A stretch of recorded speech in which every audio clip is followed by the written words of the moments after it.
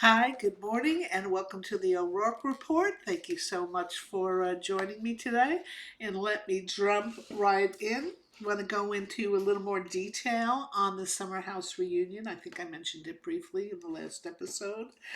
But I did watch it, and I do have some thoughts. Of course, I think I've already mentioned the fact that they all looked great. They all had a great color palette.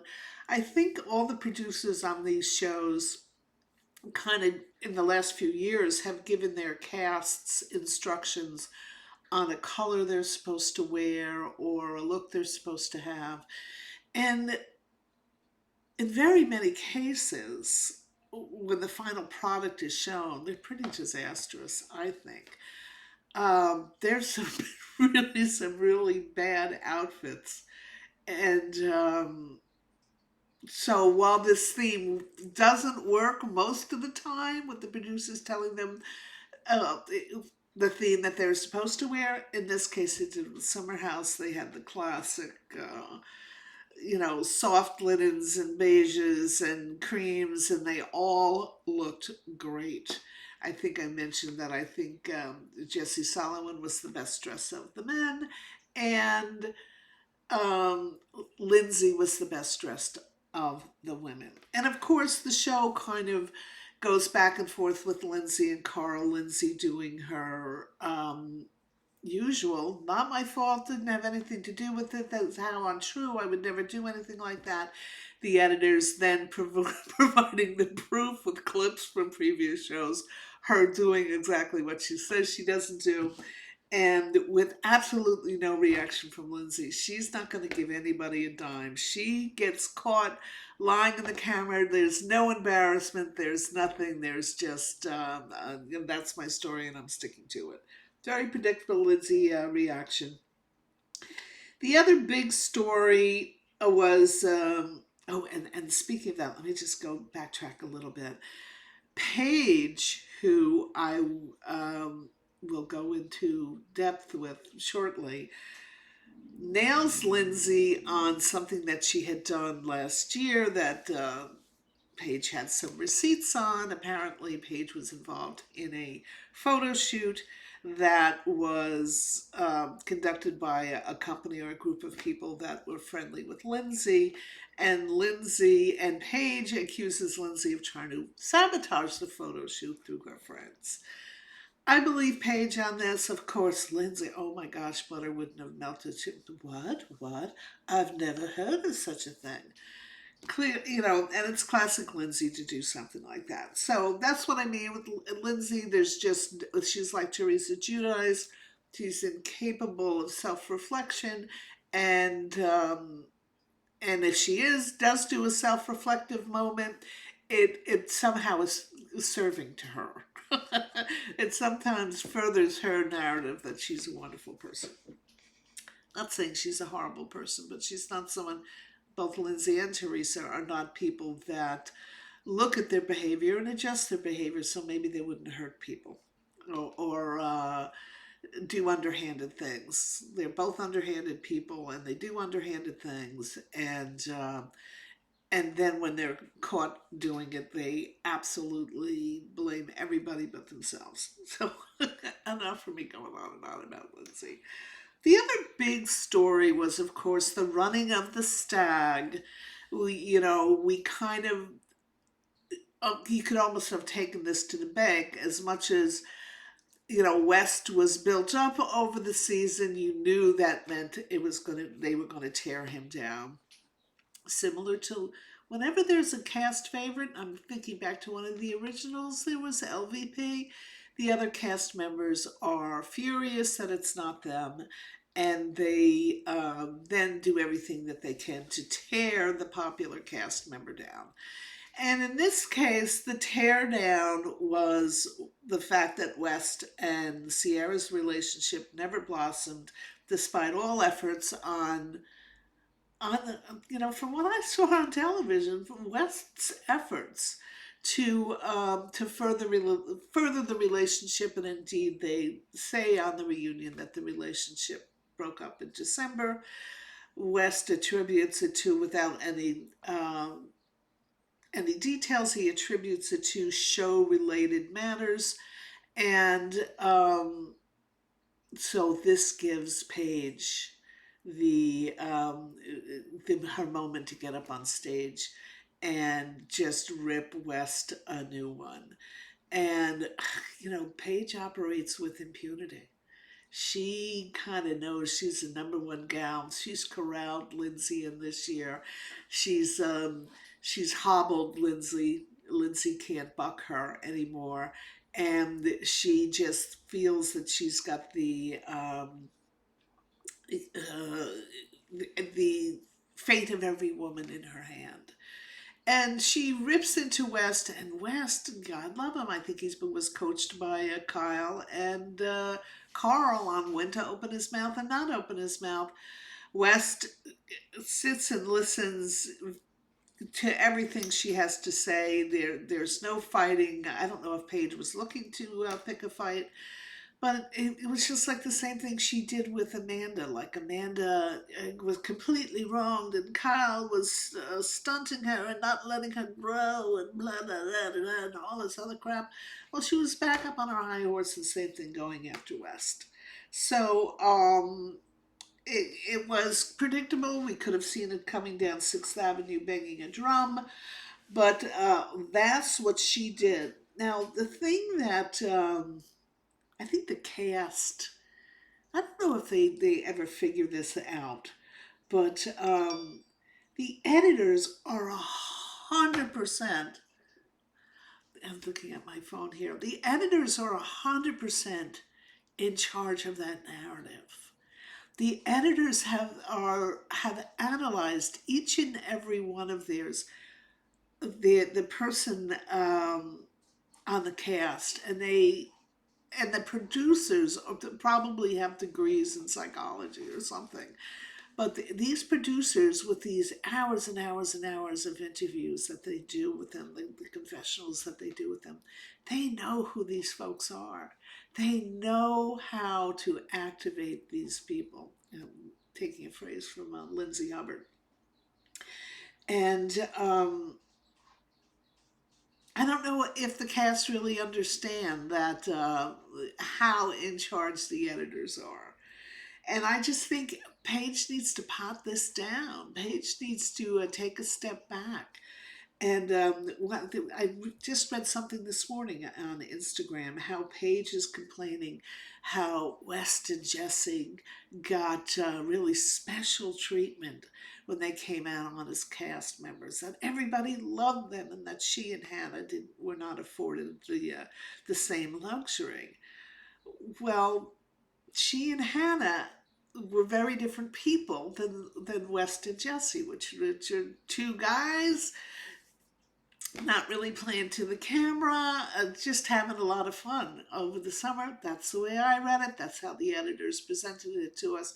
And I believe that is because that's what the editors saw, that's what the producers saw, and that's the story they were telling. With Paige and Hannah, there were some unlikable aspects to them.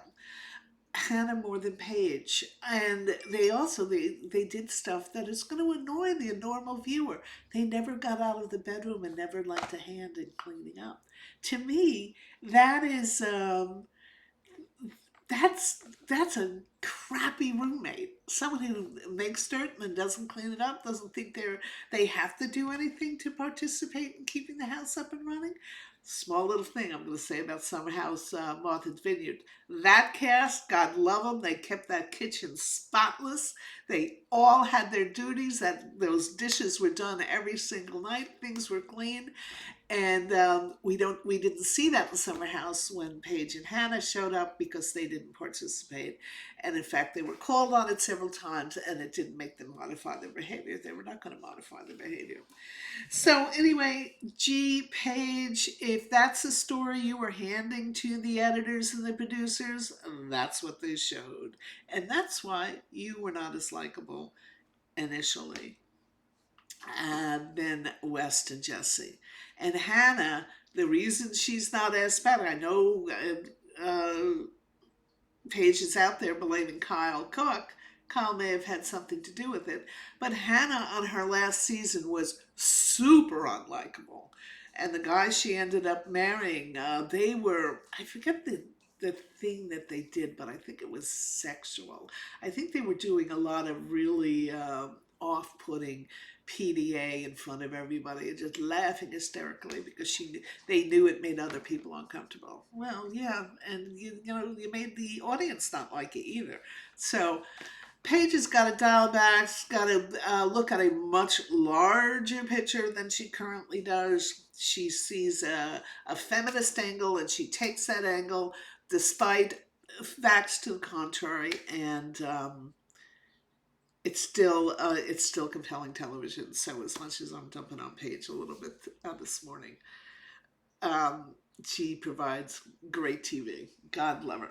Okay, so editors, we do find out that Lindsay was behind making Kyle a flower girl. Of course, they had the receipts on that one. The sabotage photo shoot. Okay, boom. So that's Summer House done and dusted. The next little thing we have some sort of controversy going on in Vanderpump Rule land. Apparently, there's a lot of back and forth between Billie Lee, who, as you recall, used to be the hostess at Sir. She's kind of on the periphery. Whenever you see her, she's in as a friend of Tom Sandoval's. Well, apparently, her friendship with Sandoval and Sandoval's other friend, Kyle Chan, I believe his name is, and Sandoval's girlfriend, Victoria. Sorry, I don't know what her last name is. Apparently, Billie Lee is making all these claims that are really messy. She's saying that Kyle Chan attempted to drug Sandoval one time to have take advantage of him, and all sorts of messy stuff. So a lot of things going back and forth on that. Um, yeah, is she looking for her place in the sun? Is she going to end up, back on Vanderpump Rules? Because she was a one of those periphery cast members that wasn't asked back, and you only ever see her now under the wing of Sandoval. So is she trying to keep that controversy going? I don't know what they're doing, but they're certainly getting content creators' views on Instagram.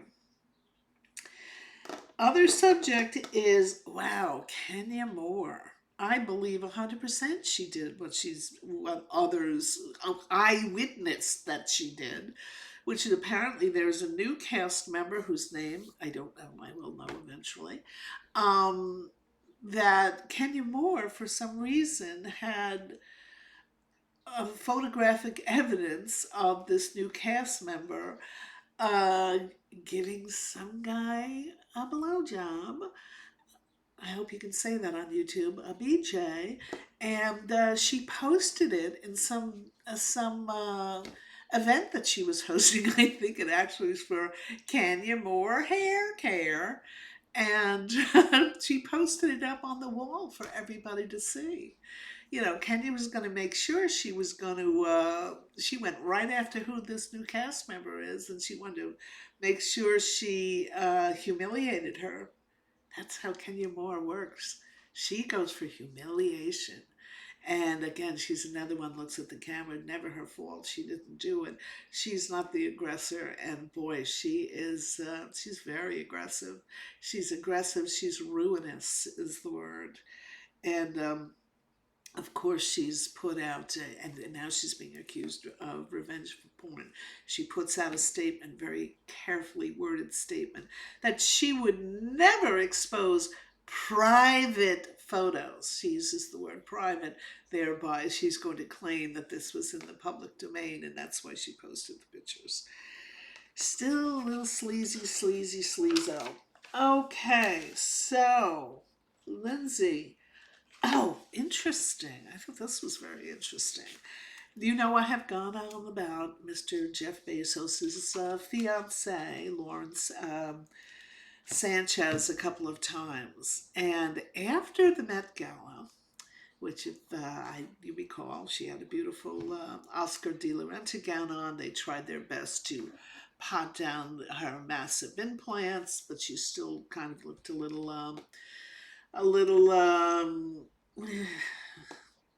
not as elegant as I think she thought she might have been. But we haven't really seen any of the usual little thirst trap photos that we see of those two together since the Met Gala.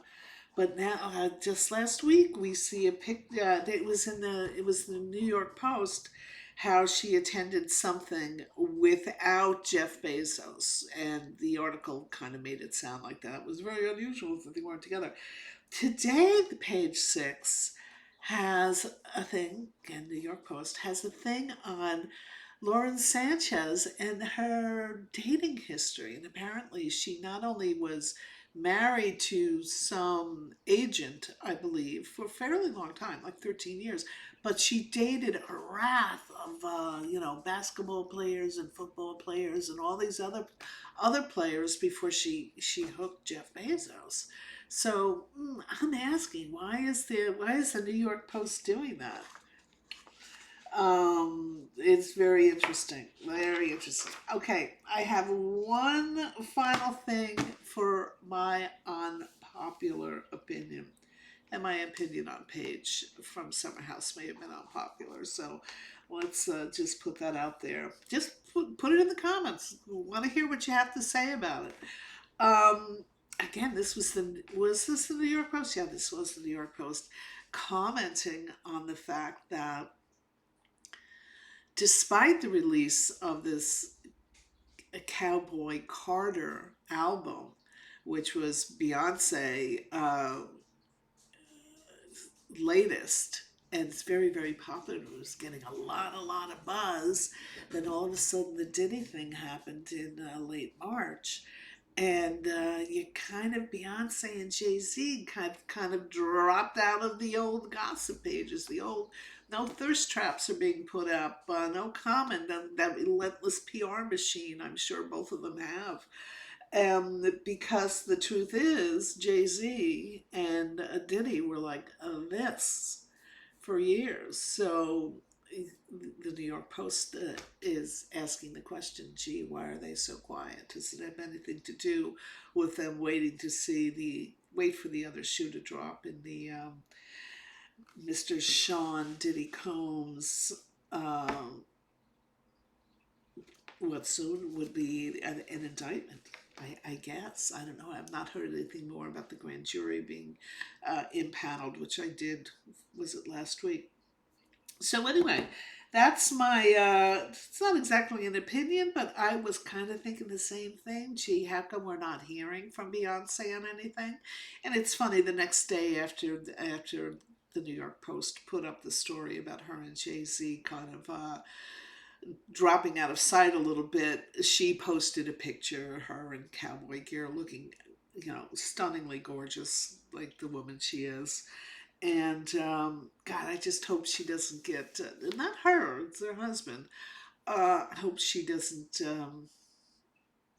this doesn't hurt her career at all. Because she is a hardworking, super, super talented lady. So anyway, that's all I have for today.